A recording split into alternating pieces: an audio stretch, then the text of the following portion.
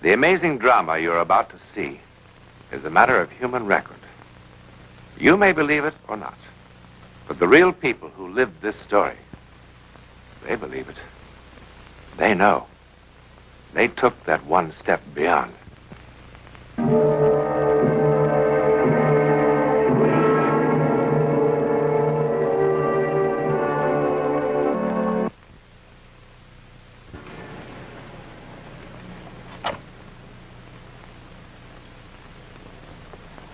Inconspicuous, but smart, and right off the park.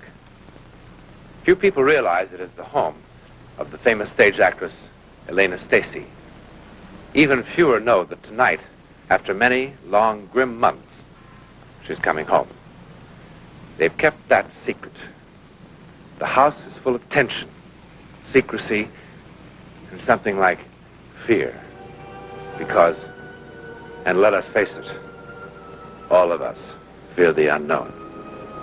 But more especially do those who seem to hear it calling in a voice from beyond.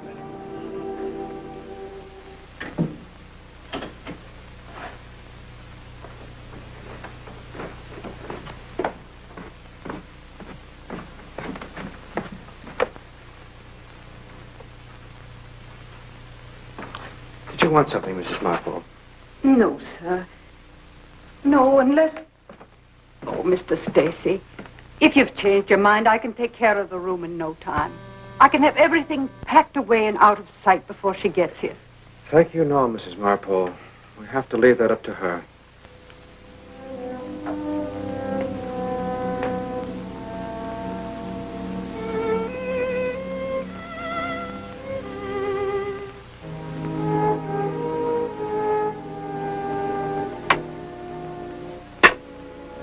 Poor thing.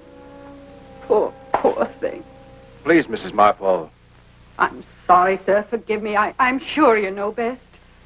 But I'll go see about the table. I had Mary clean all the good silver, and there's some fresh flowers. Now, wait. Mrs. Marple, I thought I'd explained it to you. There's to be no fuss. This is nothing special about tonight. Look, forget the dining room altogether. We'll have dinner in here by the fire, the way we have a million times. You see, it's to be a night like any other night. Just as though nothing had ever happened, you understand? Yes, sir. As if nothing had ever happened.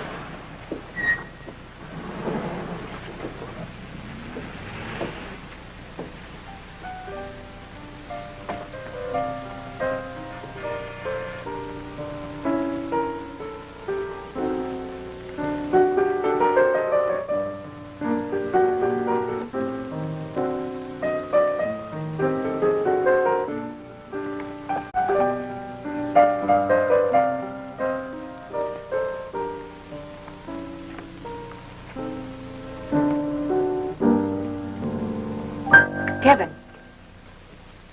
Hi, darling. Hi, sweetheart.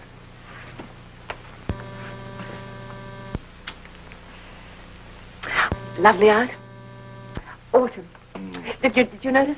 The leaves falling and... Oh, a fire. How nice. I thought you might enjoy having dinner by the fire. Wonderful. Though I'm not too hungry. Are you? Not too.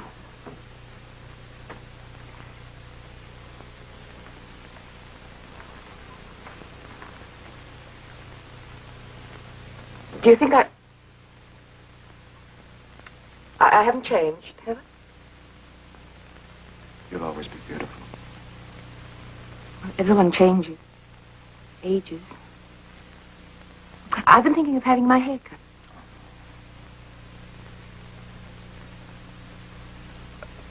cut. Mrs. Marple. Mom, it's so good to have you home again. What are we having for dinner? Oh, a souffle, ma'am, and some nice rare beef that you always used to like. And, well, ma'am, it's nothing special. Oh, fine, sounds fine. And I see you've arranged to put us in here. Yes, ma'am. I'll do that, Miss Marple. Yes.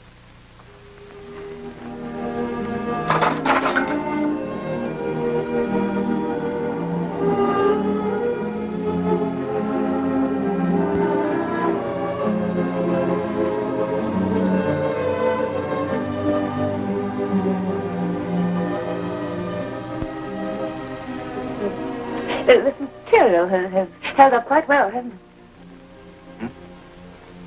Well, perhaps it is a little faded. I hadn't thought it would fade. Maybe I should get a damask in a little darker shade. Or do you think that would be a mistake? What the world are you talking about? I asked if you thought that the damask should be I'm sure I don't know. Kevin!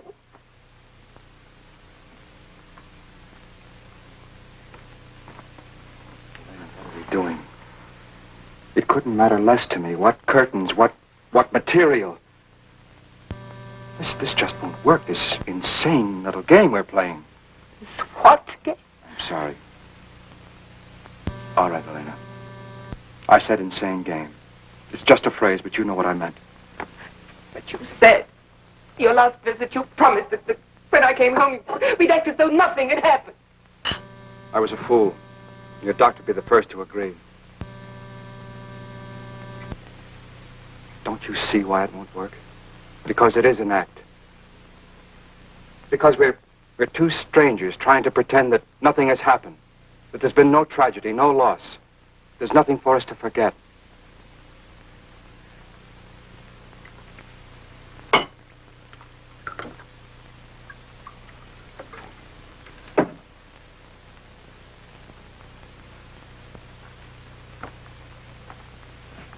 You've spent many months trying to readjust to a harsh truth. There's no reason why you should accept it alone. I'm your husband. I love you. What hurts you hurts me. The only joy I can contemplate is a joy that I can only contemplate with you.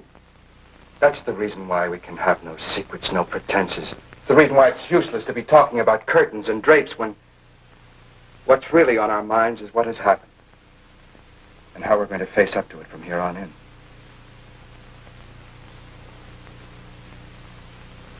You're right, Kevin. Excuse me. Oh, that's quite all right. Mrs. Marvel, go right ahead. I'm going upstairs. Change. You do that. Hey. It's going to be all right. You'll see.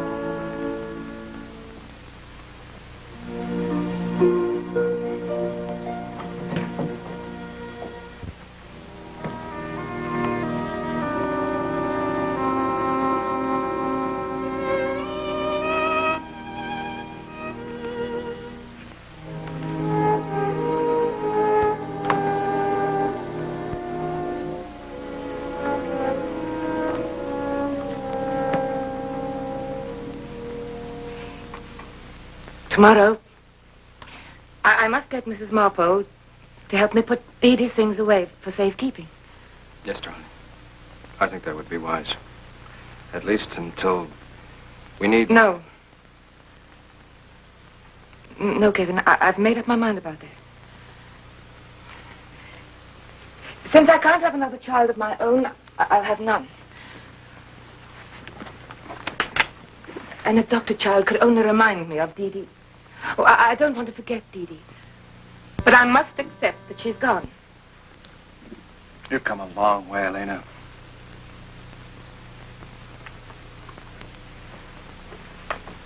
I am better. Aren't I? Yes, my darling. Yes.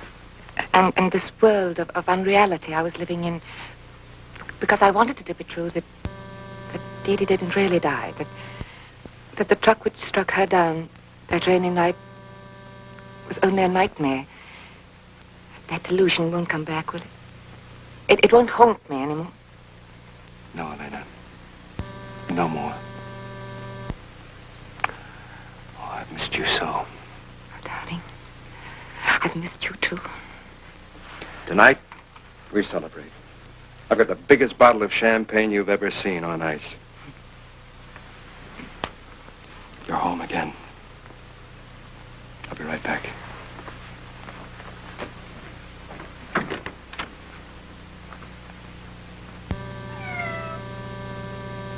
Hello. My, how you've grown. Oh, don't be afraid of me anymore. I'm all better now. I don't hate you anymore. I know it wasn't your fault she ran out into the street. Poor Sam. You've missed her too, haven't you?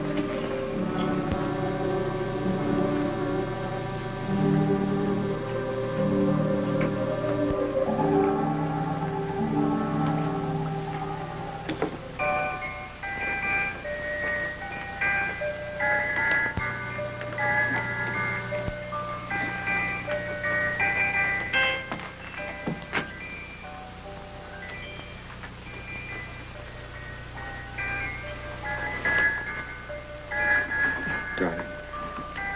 Are you all right? Yes, just silly. I thought I heard... I'm fine. Of course you are. Of course you are.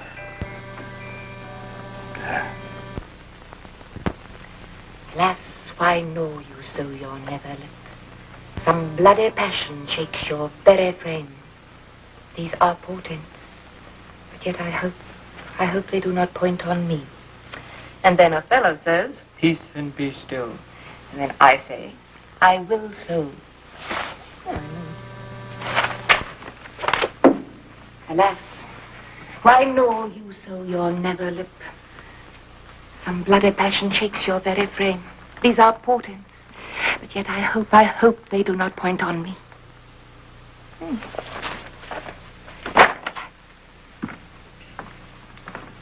Hi, sweetheart. Hi, darling. Something smells good. What is it? Get your hot roasted chestnuts right here. Oh, nice. What did I ever do to deserve you? That is a good question. As a matter of fact, lately, very little. Why, is that nice? What about that sweater I've been knitting? Oh, come on now, Leonard. Knitting. But don't knock it. It's a great pastime. Exactly.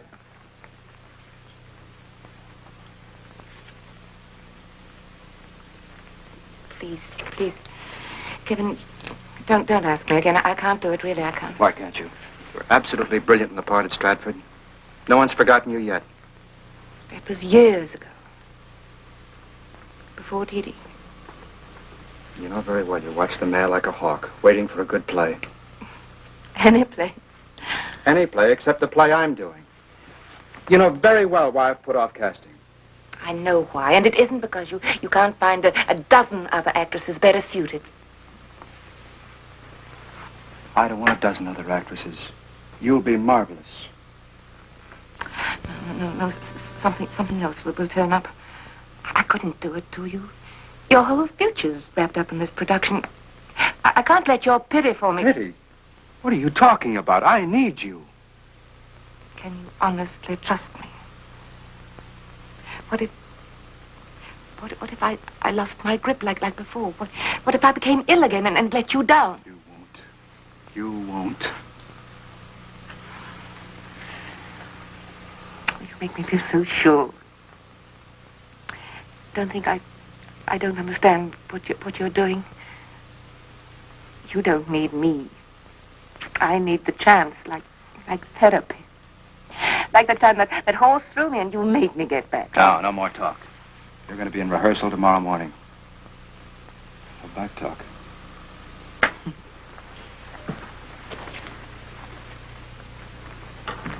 Where are you going?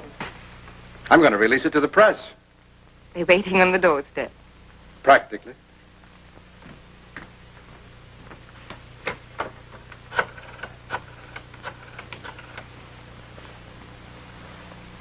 Hello, Harmon. Yes, she's responded to it just beautifully. Yes, she's very excited about it. Yes, she's accepted. And we can pull all the plugs on publicity.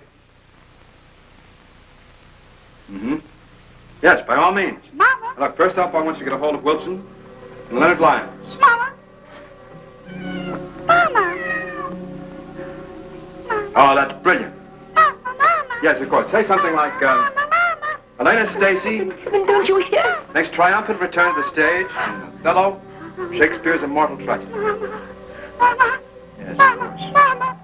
Mama. You can take it from there. You can go on and just soup it up and give it a real whiz-bang campaign. Mama. Yes, of course. Elena, I don't know what to tell you. It's just too stiff now. Try it again, please.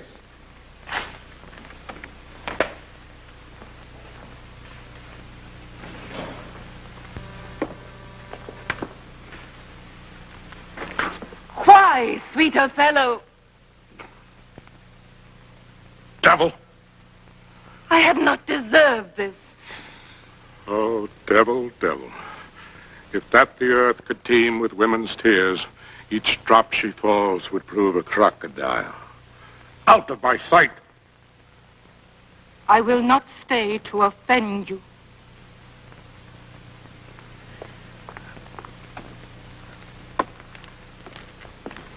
Kevin, can I take 5 minutes? Fine, darling. Why, I think that's the right level. The way we discussed it at lunch, I think it's proof that we've really got something. All right.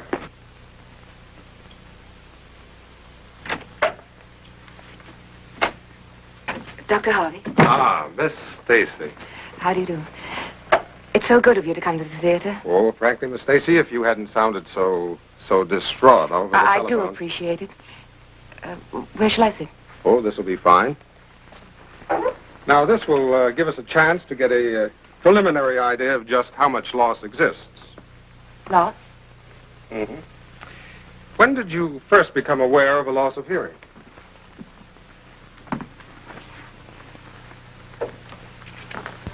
Well, Doctor, I don't really have any trouble hearing. But sometimes people going deaf do hear things that aren't there, don't they? I mean, I read somewhere.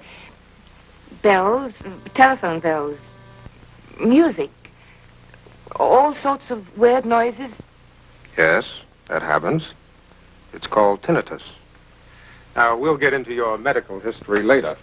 Meanwhile, if I can just fit this like this, so. Comfortable? Comfortable? Fine, thank you. Now, What was that? you heard that. Fine. Whenever you hear, raise your hand.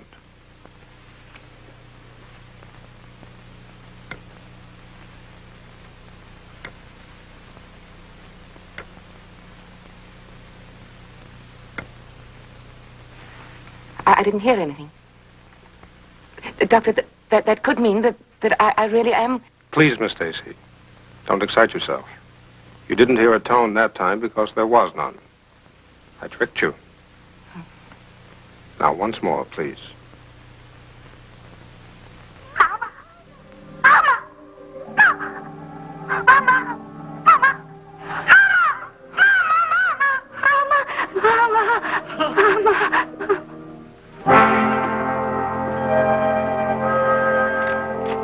Want to see them on stage in 5 minutes. Elena? What's the matter with her? What's going on here? Who are you? Dr. John Harvey, there's nothing to be alarmed about. The young lady simply has a lively imagination. She imagined she might be going deaf. But, as a matter of fact, after preliminary examination, I'd say her hearing is perfectly normal. Going deaf? Ear doctor? What the devil are you doing with an ear doctor?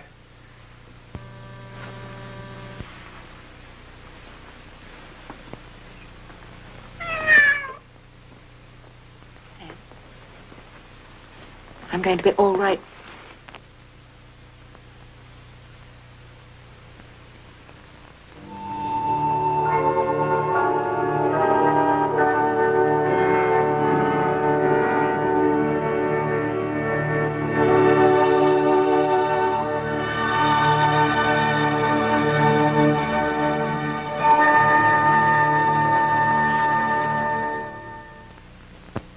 Till she come, as truly as to heaven, I do confess the vices of my blood. Her father loved me, oft invited me, still questioned me the story of my life.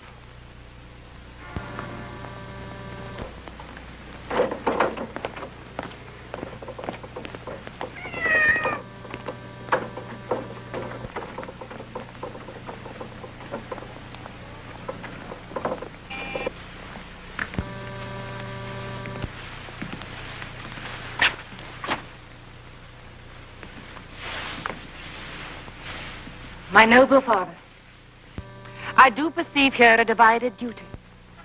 To you, I am bound for life and education. My life and education both to learn me how to respect you. You are the lord of duty. I am hitherto your daughter. But here's my husband. And so much duty as my mother showed to you, preferring you before her father. So much I challenge that I may profess due to the more, my lord.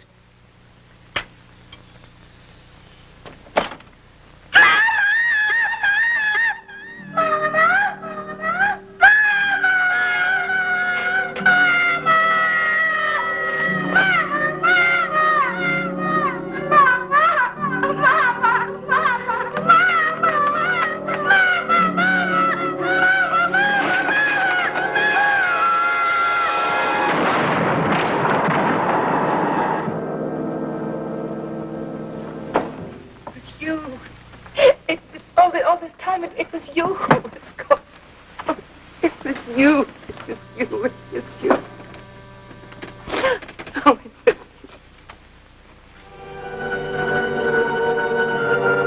The miraculous appearance of that little girl not only saved Elena Stacy's life, it saved her sanity. For now she knew that the haunting voice was not the echo of a disturbed mind, but an incredible warning. Even more comforting is the thought that possibly one living child was the courier for another child of beloved memory. In any event, the psychic phenomenon we have just seen is called clairaudio, which means the hearing rather than the seeing of things that have yet to happen. In a moment, a word about next week's Step Beyond. Next week, and every week, we'll be bringing you the personal records of the rarest kind of human experience. Man's adventure in the world of the unknown, that mysterious psychic world beyond our five senses. This is your invitation to take with us that astonishing one step beyond.